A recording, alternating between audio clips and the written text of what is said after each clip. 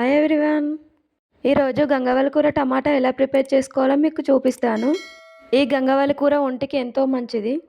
ముందుగా stove on చేసుకొని కడాయి పెట్టుకొని అందులో కొంచెం ఆయిల్ వేసుకుందాం. ఆయిల్ వేసుకొని హీట్ ఎక్కాక ఇందులో కొంచెం జీలకర్ర తీసుకొని యాడ్ చేసుకుందాం.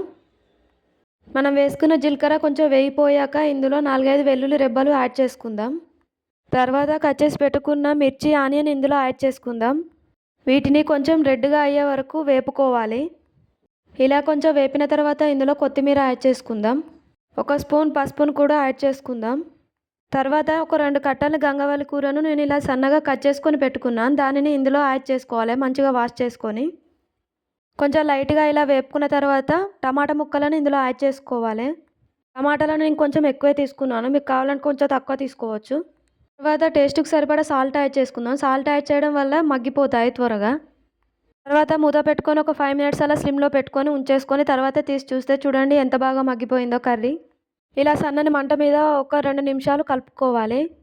ఇలా ఒక 3-4 టైమ్స్ స్పూన్తో కలపడం వలన టమాటాలు మొత్తం స్మాష్ అయిపోతాయి. టమాటాను మంచిగా ఉడకనివ్వాలి. మళ్ళీ ఒక 5 నిమిషాలు గ్యాస్ స్లిమ్లో పెట్టి మూత పెట్టేసుకుందాం. ఒక 5 మినిట్స్ తర్వాత తీసి చూస్తే చూడండి ఎంత బాగా ఉడికిందో. ఇలా ఒక 2-3 టైమ్స్ స్పూన్తో కలుపుకొని దించేసుకుంటే సరిపోతుంది. టేస్టీ అయిన గంగవాల్ కూర టమాటా రెడీ అయిపోయింది. వేడి అన్నంలోకి వేసుకొని తింటే ఒక 2 ప్లేట్లైనా లాగించేయచ్చు. టేస్ట్ అనేది అంత బాగుంటుంది. నేను చెప్పిన ప్రాసెస్లో ట్రై చేయండి. టేస్ట్ అనేది పర్ఫెక్ట్గా వస్తుంది.